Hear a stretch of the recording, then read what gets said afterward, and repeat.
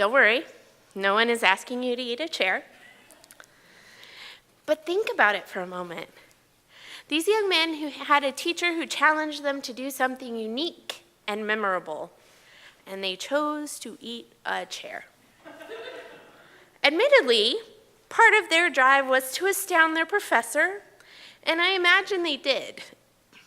And because they were willing to think so very far outside the box, because they considered with open minds what unique and memorable might mean, they were able to also think differently about how they did other things, including their 15-mile run. Can you think of a time you've done this? A time you've stepped outside of expectations? A time you found your perspective flipped on its head and that made all the difference? Our congregational theme for this month is possibility. How can we become open to possibilities for ourselves and for our communities? I think the first step in opening ourselves to possibilities is to be very clear about our purpose. A couple of months ago, we talked about the mission of our church, and I encouraged each of you to consider your own personal mission in life. Don't worry, I'm not going to ask how many of you did. But the underlying reason for that was to help all of us consider our purpose. Having a clear sense of purpose gives you a direction. It helps keep you from getting sidetracked by what was never the point in the first place.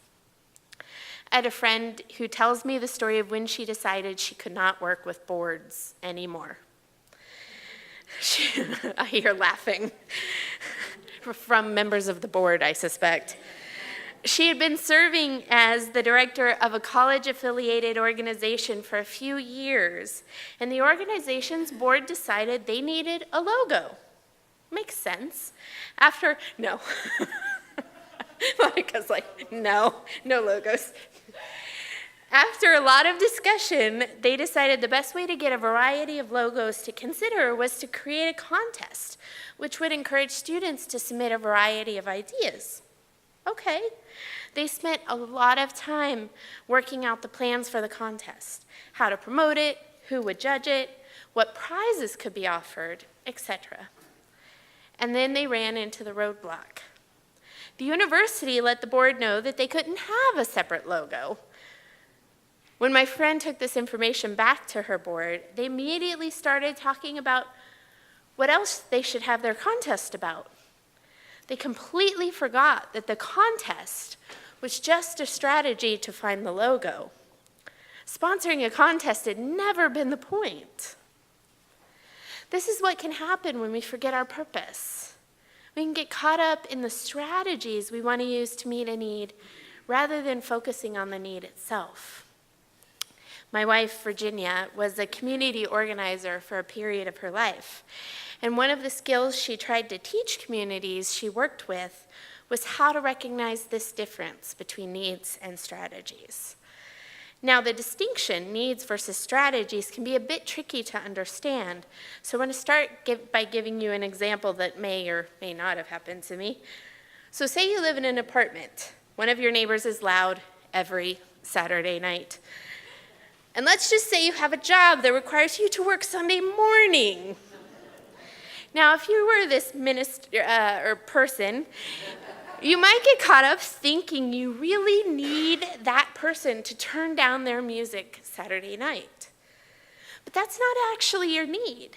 Your actual need is to get rest, to have some quiet. Your preferred strategy or way of meeting that need is to have them turn down their music. But there are many possible ways of getting what you need once you have identified that need, rather than getting caught up by your preferred way of meeting it. Clearly identifying the need allows you to brainstorm new ways to meet it. You might be able to get earplugs, or soundproof your room, or get your neighbor a nice pair of headphones. Or maybe it's time to move.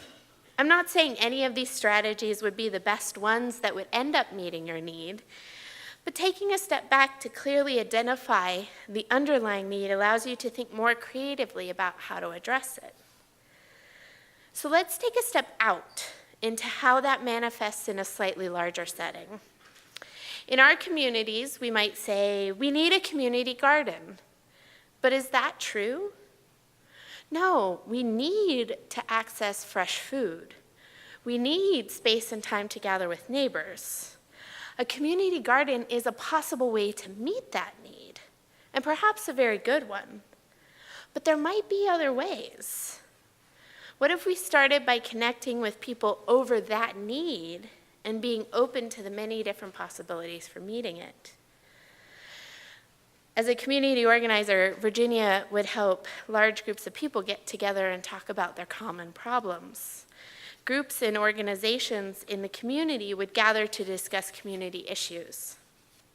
So one that they focused on was ex-offender reentry, the struggles people were facing after being released from incarceration.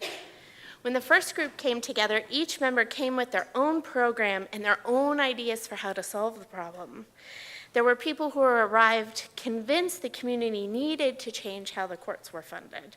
There were people who said we needed to change hiring and housing policies.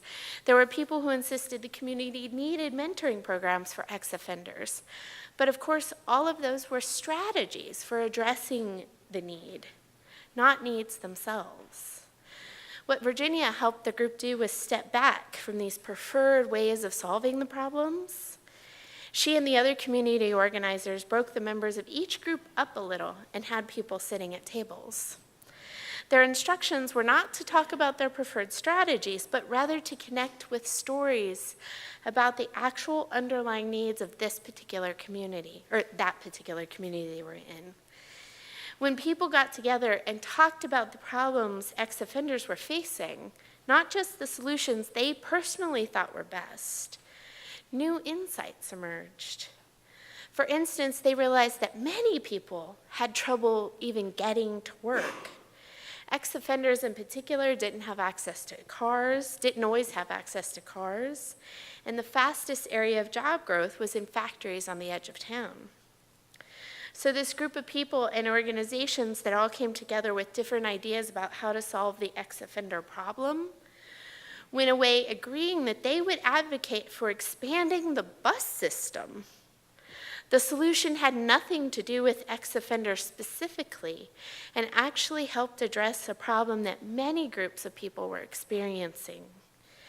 By setting aside their preferred strategies to clearly identify the underlying needs of that community, very different groups of people were able to think creatively about solutions and come together to address needs.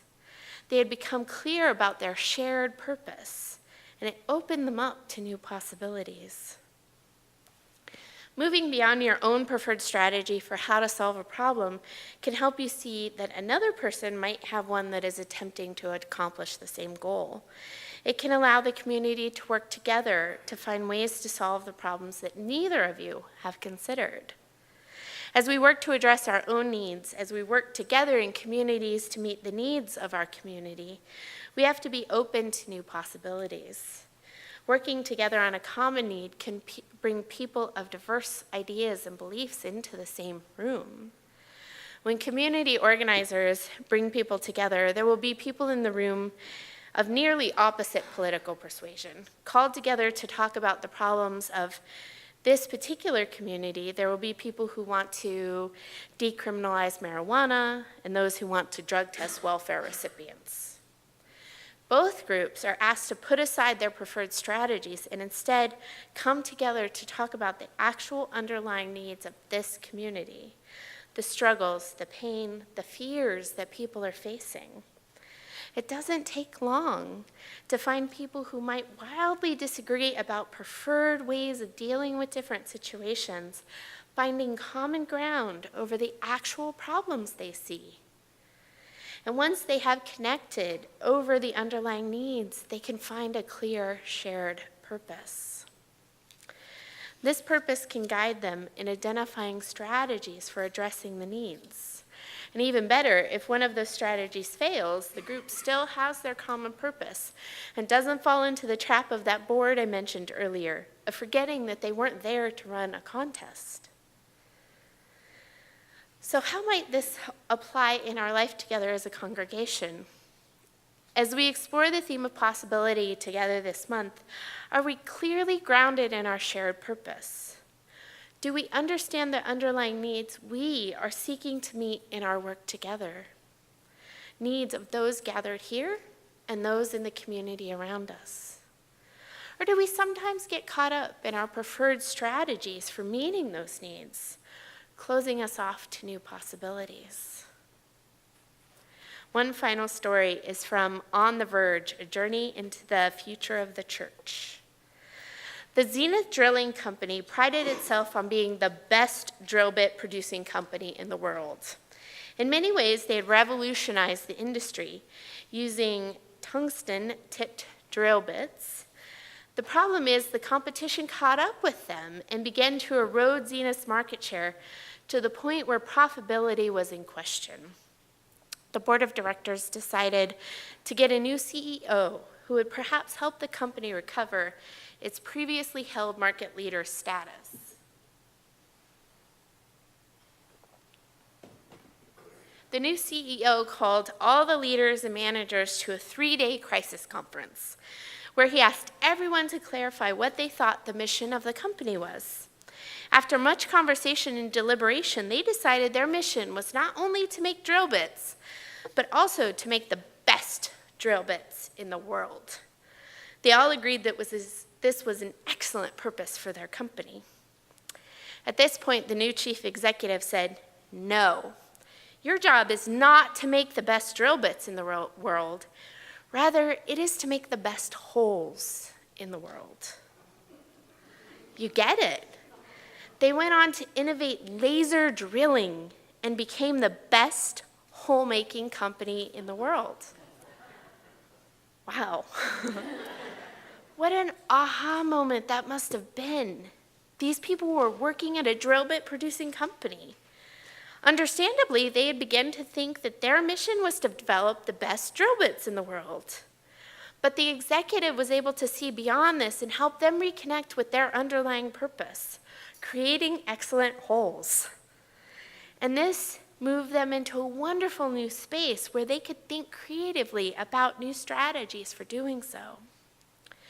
When you identify the underlying need behind a personal or organizational action, it can change everything.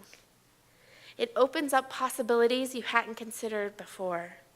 Finding out what need you are meeting allows for epiphanies like the one had by the Zenith Drilling Company.